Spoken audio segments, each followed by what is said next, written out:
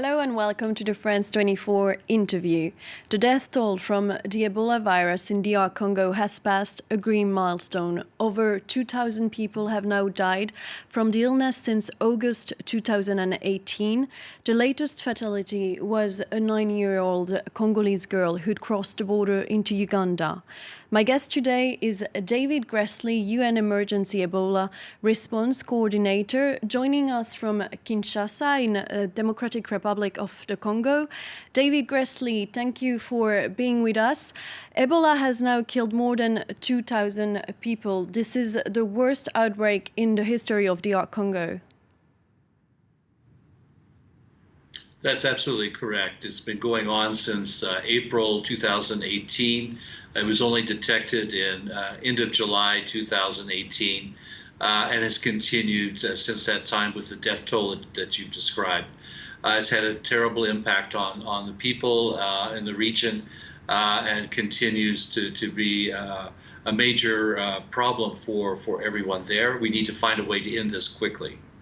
Are there any treatments that can now cure the disease? What about vaccines? Are they working? Well, the vaccine that has been used here since the beginning, was first tested in Guinea, has actually proven very effective. It's not sufficient by itself to actually end the epidemic, but it can slow it down considerably by vaccinating people who've been in contact with an Ebola victim. And that has helped contain, to a large degree, the epidemic in the zone that we find it today. The second new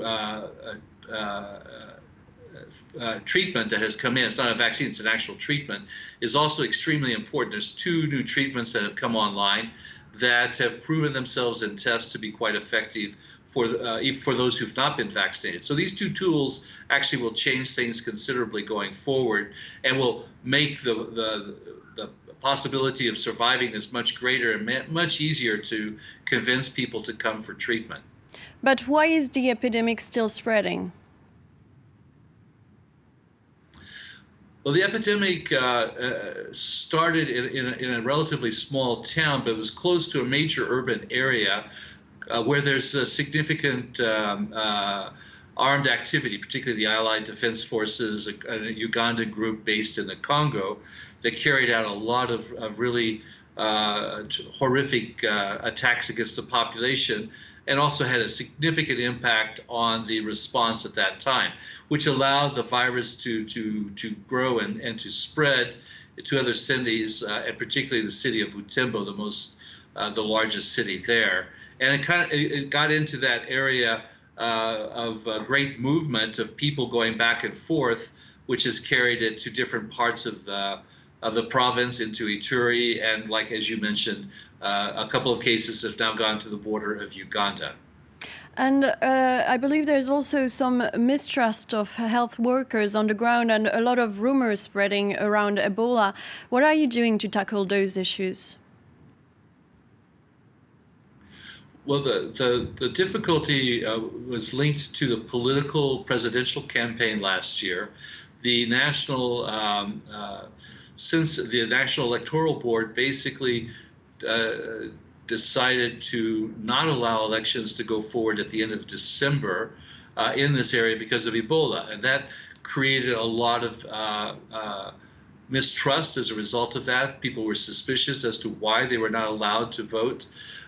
People began to talk, including politicians in particular, started saying that Ebola didn't really exist, or this was a plot against the local communities. So that's where that mistrust really began. We've now, I think, come a long ways in overcoming that. And frankly, the reality of so many people having died and close relatives having died has brought this to reality to the population. And they're much more accepting of messages, but we still have areas of resistance. And the other main challenge you face, and that is disrupting the health response, is the insecurity in the region, as you mentioned. Can the UN do anything to contain the armed groups in the region? Well, there's two things to look at. The Allied Defense Force that I mentioned, basically offensive action has to be taken to keep them away from the area of the epidemic. The other armed groups are local groups. They're more self-defense groups. They're easier to work with. They're integrated into local communities, so they're not hostile to the local community as the ADF is. So it makes it a lot easier. We know key leaders who have influence over them. The MONUSCO forces can move actually freely in the areas in which they operate. So there's many ways to find security for those who are responding.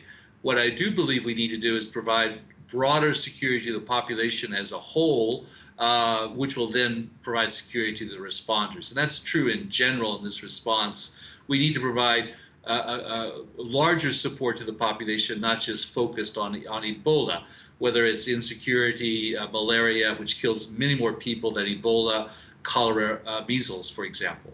And how does the UN wants to do that? How do you intend to do that practically on the ground?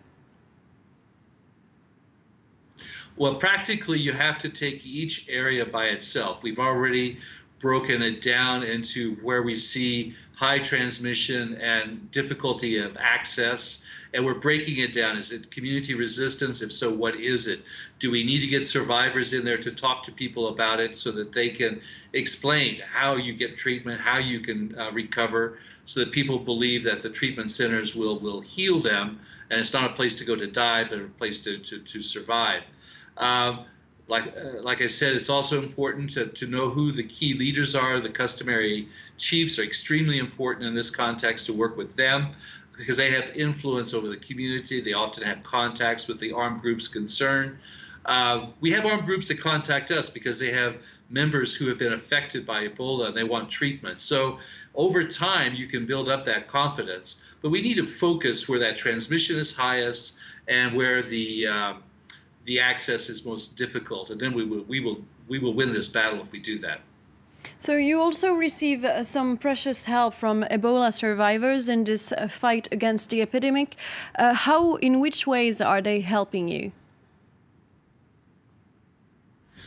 Well, I think there's several ways. I also witnessed again a day before yesterday with the Secretary General at a Ebola treatment center. The patients who had survived and were being released, they have a very good approach to that. It's a big celebration. It's not just somebody walking out of the center going home. There's a real engagement with the communities in which they go back to. There's a celebration, singing, dancing, return to life. It's really quite extraordinary and quite heartwarming when you see that. And it's a way to get people back into the community so that they're accepted without stigma, number one. And number two, they become witness to how you can survive through early detection and early treatment. With early treatment, the survival rate is much higher. And combined with the new treatments, we can make Ebola more of a manageable disease than in the past. So their message and their witnessing to what they have experienced, we have found to be very, very important in convincing people both of the reality of Ebola, but also the importance of early detection and early treatment. The illness has also spread to neighboring Uganda. In July, WHO declared the outbreak a public health emergency of international concern. Is the risk of seeing the disease spread across borders, across the African continent, very high? It's considered to be very high, in fact. As long as this virus continues to circulate in the zone that it's in, it represents a daily threat to neighboring countries and to neighboring provinces. So it's important that preparedness be done and quick reaction to any outbreak that we see outside of the central area of transmission.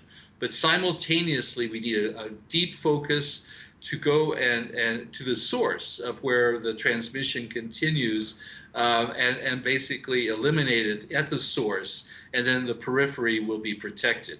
We have to do both at the same time. Do you believe that one day you will win the battle against Ebola? Absolutely. There's no doubt in my mind we will win this battle. We're winning this battle. It's tough, and there's going to be many weeks ahead of us to finish this. But with the right focus and the right allocation of resources, This is quite doable. There's nothing out there that's insurmountable. It require real good thinking and hard work and consistent hard work to do so, but we will win this battle. David Gressly, thank you for being here with us on France 24. And thank you to all of you for watching. Do stay tuned for more news on France 24.